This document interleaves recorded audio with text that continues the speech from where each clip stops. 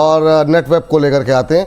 Sir ये भी share रुकने का नाम नहीं ले रहा है। नेटवेब पे अभी देखिए 4300 हो गया, अब 4300 के आसपास नेटवेब पे क्या संभावनाएं बनती हुई दिखाई दे रही हैं। करंट लेवल पे अभी क्या करना चाहिए? 5.5% ऊपर सर 4300 का लेवल, 4345 का आज का हाई है। अभी और कितना अपसाइड बाकी और करंट लेवल पे कोई गुंजाइश? जी बिल्कुल जी, देखिए जिस तरीके का सिचुएशन है पास्ट में भी हम लोगों ने देखा था ऑलमोस्ट 4480 ऑलमोस्ट 4500 के लेवल से ना 2 बार एक सेलिंग प्रेशर देखने को मिला था। सो अभी फिर से कहीं ना कहीं जिस तरीके से बेस बना है 3685 से 3750 के आसपास का एक तरफा रैली चल रहा है। मुझे लगता है कि हमें थोड़ा वेट करके जाना चाहिए। 4450 एंड अबव एक बार अगर फ्राइडे वाला वीकली क्लोजिंग मिल जाता है तो फिर जो प्रीवियस रेजिस्टेंस था वही सपोर्ट के तौर पे काम करेगा और स्टॉक में एक fresh move, new buyers, mature buyers आते हुए दिखाई देंगे। उस मूव में पॉसिबल है 4800 एंड 5000 एंड अबव, क्योंकि स्टॉक हमने पहले भी रिकमेंड किया है 3250 3300 से, और अभी भी मुझे लगता है कि स्टॉक थोड़ा अगर पोजिशनल एज ए इन्वेस्टर्स आपका व्यू है तो आपको बने रहना चाहिए। एंड लास्ट टाइम जो रेसिस्टेंस था 4450 से लेके 4480 के जोन पे, वो थोड़ा आपको ध्यान में लेके चलना चाहिए। बाकी कोई प्रॉब्लम नहीं लगता, बहुत बढ़िया काउंटर है, होल्ड कीजिए, बने रहिए। और लास्ट वीक हमने बहुत डिस्कशन किया था मामा अर्थ, होनासा कंज्यूमर, हमने 395 393 के आसपास का डिस्कशन था। यहाँ पे ऑलमोस्ट 424 का आज डे हाई लगा है, तो 417 अभी भी चल रहे हैं। एक बार प्रॉफिट बुक करके जाइए, यहाँ पे प्रॉफिट बुक करके जाइए। होनासा पे डिस्कशन कम हुआ था, उनके प्रमोटर्स पर डिस्कशन थोड़ा ज़्यादा हुआ था, और ठीक है, अच्छी बात है। तो अभी क्या सर इतनी जल्दी मुनाफा बुक कर रहे हैं आप? तो अभी मतलब और अपसाइड की उम्मीदें नहीं है? सर अपसाइड तो उम्मीदें है, लेकिन एक बार मैं सेफ जाना पसंद करूंगा, तो क्योंकि ऐसा कॉल नहीं दूंगा जिसमें लोगों का नुकसान हो। अभी एक प्रॉफिट चल रहा है तो बिल्कुल बुक करके जाइए। आजकल बहुत सेफ खेल रहे हैं आप, क्या बात है?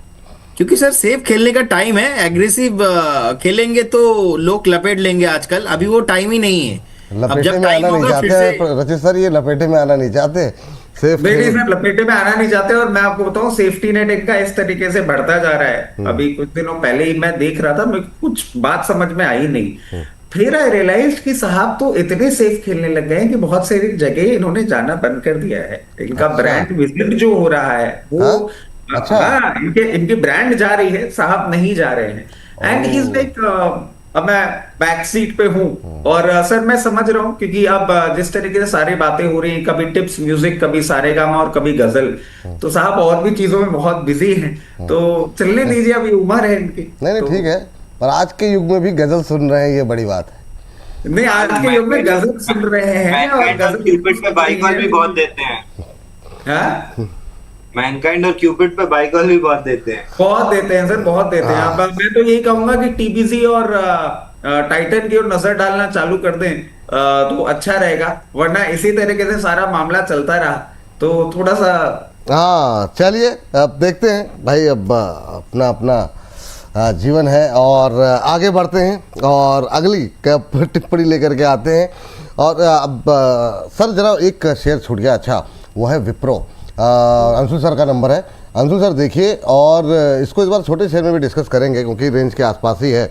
कल इसके एडीआर में धुआंधार जो है प्रदर्शन देखने को मिला यूएस के अंदर। इन्होंने जो इनका करार था वो आगे बढ़ाया है। उसके बाद इस तरह की रैली का कुछ रैली वहाँ पे, जो हालांकि यहाँ पे उतनी तेज रैली नहीं है, लेकिन यूएस में एडीआर में काफ़ी तेज 18% के आसपास की रैली देखने को मिली। कैसे देख रहे हैं सर ये 200 के आसपास विप्रो? क्या इसको पोर्टफोलियो में शामिल कर लिया जाए? जिस तरीके से अग्रेसिव बायबैक की घोषणा हुई, फिर उसके बाद से अब ये इन्होंने जो करार किया है, क्या अपडेट आप देना चाहेंगे विप्रो को लेकर के? अच्छा, मेरे ख्याल से ये बाईबैक का जो आईटी कंपनीज का दौर है, ये शायद अब 2-3 साल मुश्किल रहेगा या आगे भी मुश्किल रह सकता है, क्योंकि अभी तक कैश रिच कंपनी थी, डिविडेंड और बाईबैक में और बोनस में पैसा बांट देते थे, लेकिन अब एआई में इनको काफी अच्छा खासा खर्च करना पड़ेगा। तो अब वो दौर खत्म होते हुए दिख रहा है जहाँ बाईबैक और आपको बोनस मिलेंगे। डिविडेंड इधर उधर देते रहे हैं तो देते रहेंगे, बट मेजोरिटी पैसा अब ये री इन्वेस्ट करेंगे। दूसरा, विप्रो हमेशा ही, अगर आप रिलेटिव स्ट्रेंथ चार्ट पे लगाएंगे कंपेयर टू बाकी लार्ज कैप स्टॉक्स थोड़ा सा अंडर परफॉर्मर रहा है। इसका 149 का हाई 1999 का रहा है, उसके बाद से बोनस जरूर इधर उधर मिले हैं, बट अगर आप कंपैरिजन करें रिटर्न्स की तो जहां इन्फोसिस टीसीएस इनमें बड़े रिटर्न आए, इसमें कभी आए नहीं है। तो मेरे को हमेशा की तरह ये अभी भी अंडर परफॉर्मिंग लग रहा है। एक 211 213 की रेजिस्टेंस जोन है, निकलती है तो 226 234 तक आ सकता है, बट इंटरेस्ट होना नहीं चाहिए। अगर आपको लार्ज कैप ट्रेडिंग करना है तो Infosys, TCS, HCL tech, tech Mahindra देख लीजिए, या एम्फेसिस, कोफर्ज देख लीजिए मिड कैप स्मॉल कैप में, बट विप्रो कहीं से भी लिस्ट में होना नहीं चाहिए। एक तो लो बीटा काउंटर, दूसरा अंडर परफॉर्मर, तो कंप्लीटली अवॉइड की सलाह रहेगी। अवॉइड की सलाह यहाँ पर दी जा रही है। आईटी में कुछ आप खरीदेंगे रचित सर? कोफोर्ज में एक नजगाहें रहेंगी क्या? रिजल्ट ये थोड़ा सा आउट परफॉर्म करता रहा है बीच बीच में अपने सेक्टर के अंदर, क्या संभावनाएं आपको कोफोर्ज में दिखाई दे रही हैं? सर मैं देखिए थोड़ा सा आईटी में क्या है, कंजर्वेटिव अप्रोच के साथ ही बढ़ रहा हूं आगे, और मैं सिर्फ 4 स्टॉक्स पे फोकस कर रहा हूं, वो भी एक्सट्रीम लोअर लेवल्स पे।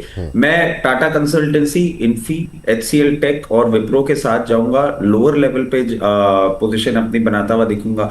मिड कैप आईटी से अभी फॉर द टाइम भी मैं थोड़ा दूरी बना के रखा हुआ हूं। 2 बीटा मूवमेंट जो होता है वो हम देखते मिड कैप में ही है, but clear case safety net की क्लैरिटी नहीं आ रही है अभी। आपने देखा भी होगा सर, वेंसडे को या ट्यूसडे को रिपोर्ट आ गई थी कि एआई का जो टोकन ट्रांजैक्शन है वो ह्यूमन से ज्यादा महंगा पड़ रहा है। तो बहुत कंफ्यूजन है अभी आईटी को लेके, और कौन सा आईटी किस तरह कब कहां फ्लेक्स करे।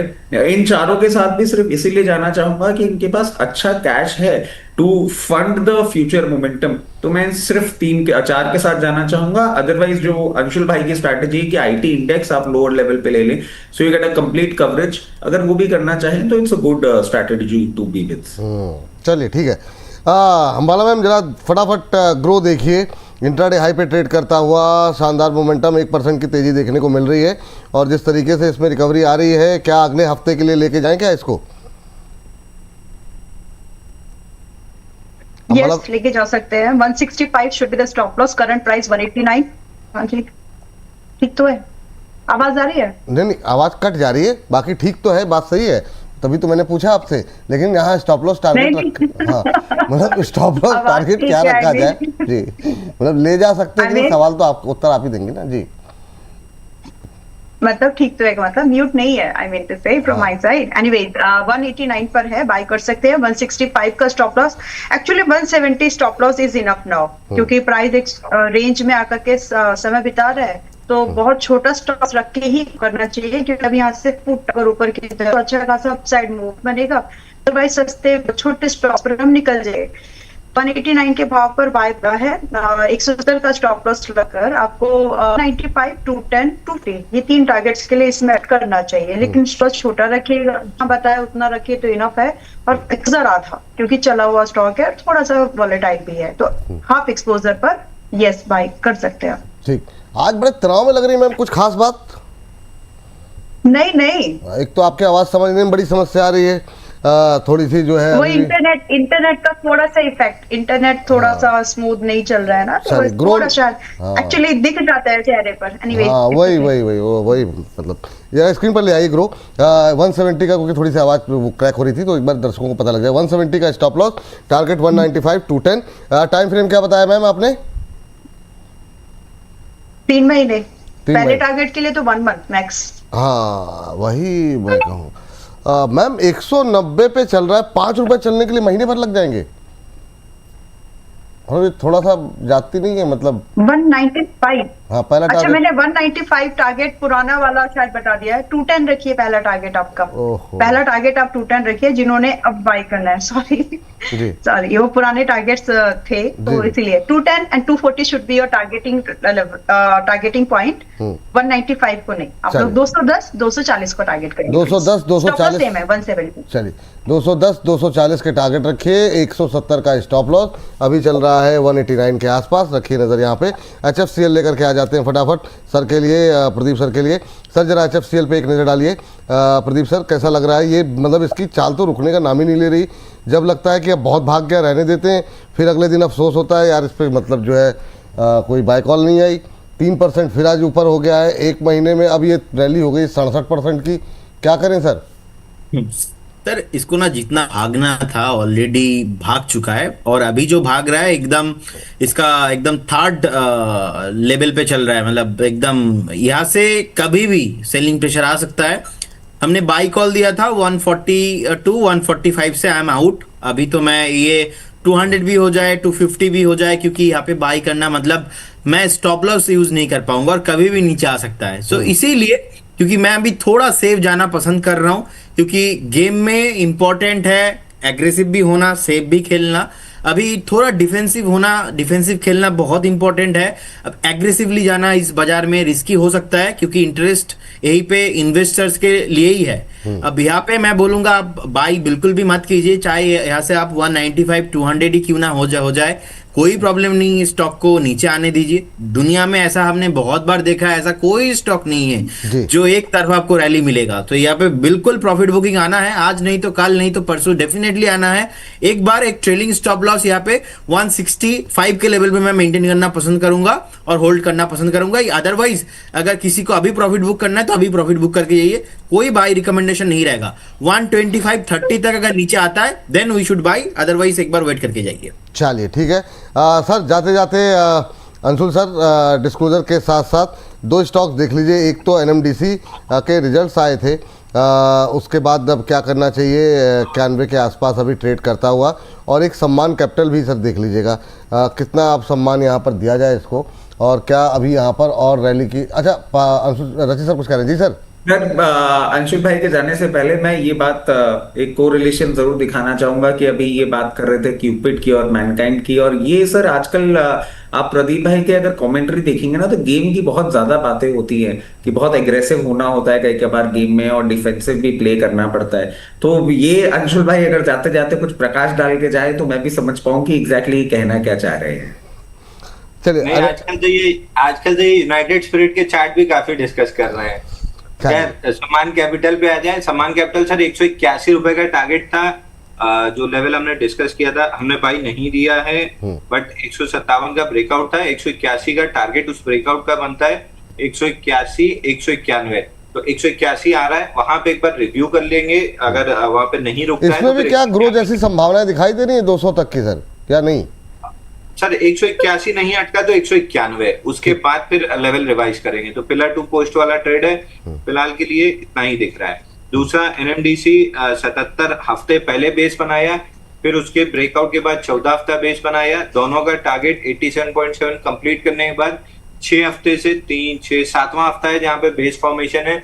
अगला 99 का टारगेट है। ओवरऑल 140 रुपए जाते हुए दिख रहा है, तो आराम से होल्ड कीजिए। स्लो मूवर है, सरकारी company, low beta counter, slow and study, अच्छा पैसा बना के देगा, तो होल्ड करना चाहिए 140 तक के लिए। ट्रेडर इससे दूर रहे, एकदम फ्रस्ट्रेटेड रहेंगे, इन्वेस्टर बहुत सुखी रहेंगे 140 तक।